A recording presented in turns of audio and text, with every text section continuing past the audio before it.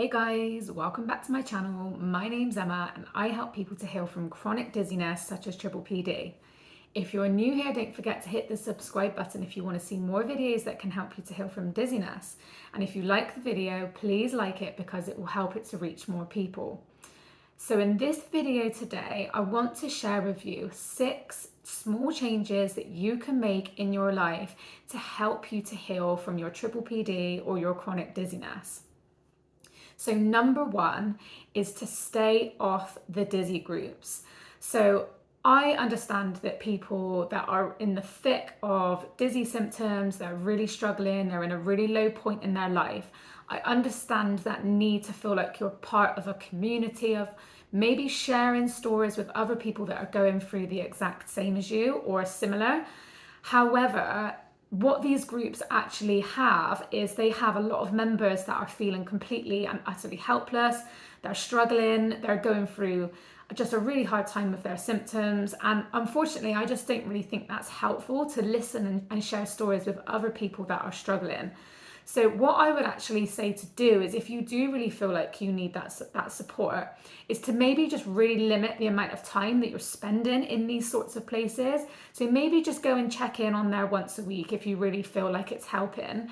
However, I would recommend working with either a coach or a therapist to be able to help you to move forward and to feel a bit more positive and offer solutions to be able to help yourself get better.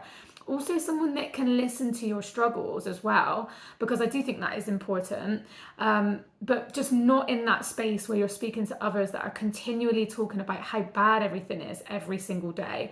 What lots of people have said is that speaking to people about their symptoms actually can make them feel more symptomatic. So I really don't think it's a useful space for most people. So really try to limit the amount of time you spend in these dizzy groups or get rid of them altogether. Work with a coach or a therapist, a close friend or family member that can help you to move forward and help you to heal. So one of my favorite quotes is that although every day may not be good, there's something good in every day. So try to find something good in your day every single day and focus on that. Work with people that can help you to find the good in your life so that you can start to recognize it and start to implement those things that do feel good to you and are beneficial moving forwards. Number 2. Stop identifying with the dizziness. Stop calling it my dizziness. Stop creating Instagram pages with the word dizzy in it, sharing quotes about dizzy people, sharing your struggles, talking about how bad the dizziness is. By saying things like my dizziness, what you're actually doing is identifying with it. You're actually labeling the dizziness as part of who you are.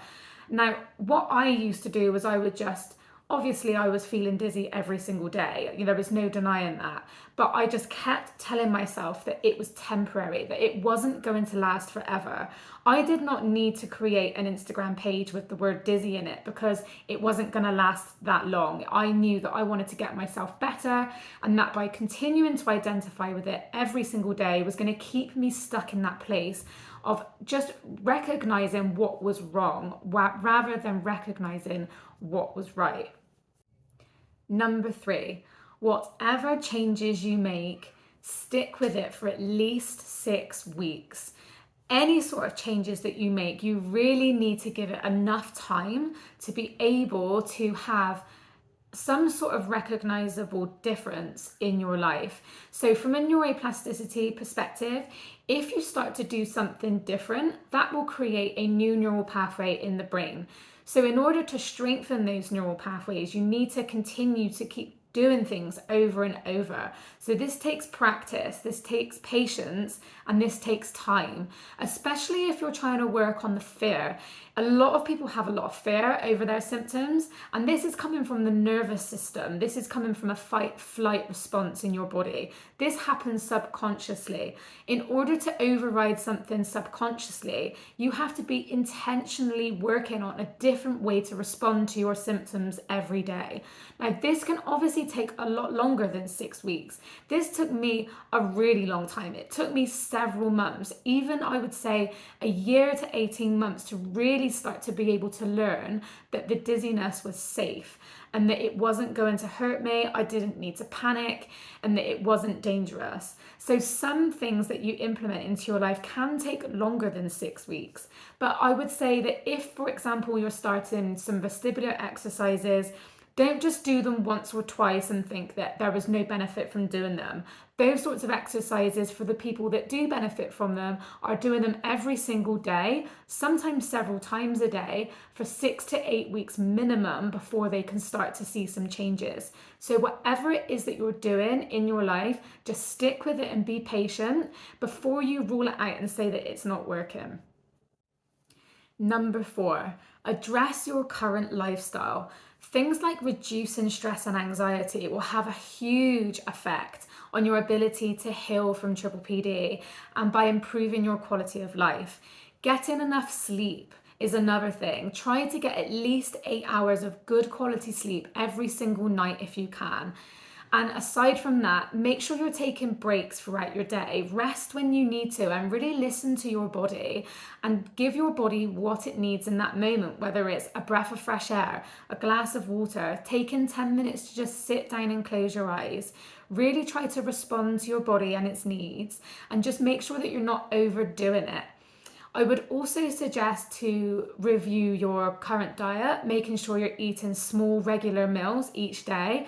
That will help to regulate your blood sugar, which also helps to regulate your nervous system. Your nervous system does like to have small amounts of energy just coming in at a steady level throughout the day.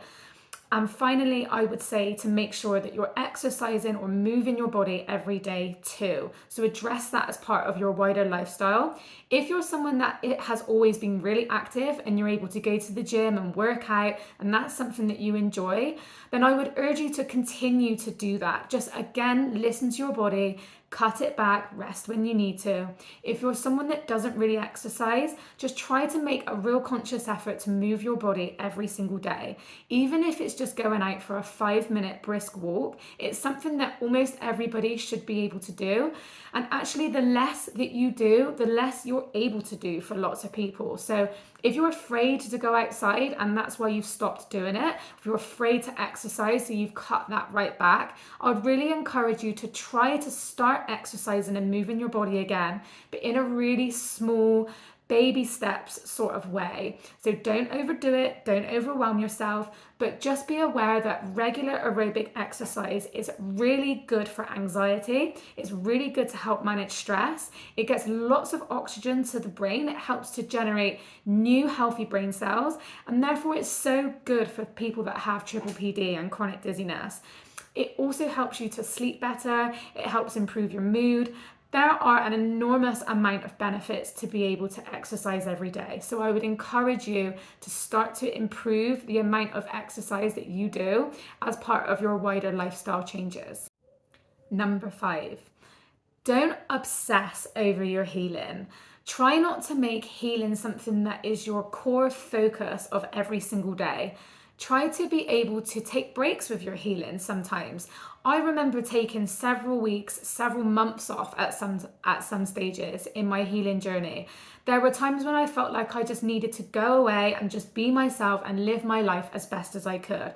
And of course the dizziness was still there every day. And of course I still struggled. Of course I still had bad days. And of course I still had times when I was really upset and hopeless and felt completely defeated by it all.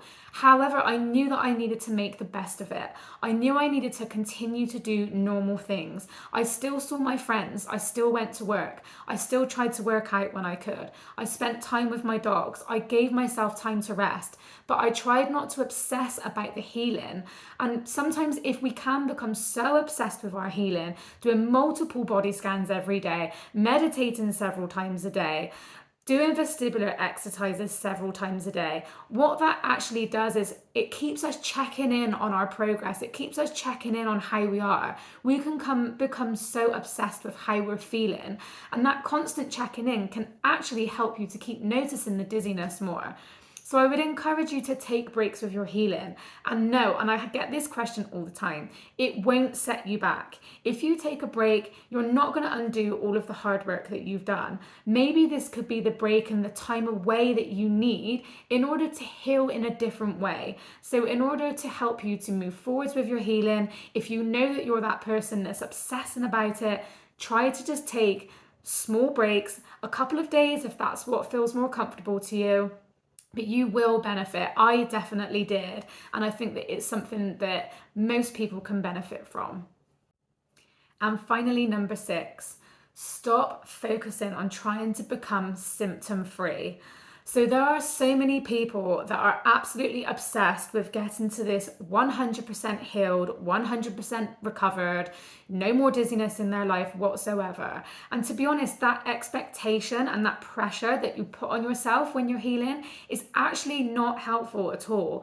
I know so many people that have recovered to 80, 90%, and they are leading extraordinary lives. They have got their life back. They're happy. Yes, they may feel a bit dizzy sometimes. Yes, maybe there is still work to be done, but they're not obsessing about it. You don't need to work towards this goal of being 100% dizzy free. You put so much pressure on yourself by doing that. So I would really encourage you to just make the best of where you are. And of course, we want to get to a position where we don't feel, the really overwhelming feelings that dizziness can bring into our lives. I know that the dizziness can affect us in every single part of our life, but stop getting hooked up on the symptom-free part. It is absolutely possible to lead a really normal, happy life and feel a bit dizzy at the same time. So just try not to get hooked up on it. And I'm sure that you can still have a happy life, even if there is some dizziness there. So remember that dizziness and calmness, dizziness and steadiness, dizziness and happiness can all coexist at the same time. So you may feel happy, but then you may have a more dominant sensation of dizziness. It's just because that's what you're noticing more. It's the same with feeling calm. You might not feel very calm because the dizziness is so big. However, please know that these emotions, these sensations, they can coexist. So if you focus on what it is that you want to feel, and if you do things that help you to feel that way, then eventually that will become your desired sensation. That will become your more dominant sensation. So the happiness, the calmness, the steadiness will become more dominant over the dizziness. And the dizziness can just fade away into the background, which is why you never need to get rid of the dizziness. You don't need to get rid of it. You simply focus on your desired sensations, which become more dominant.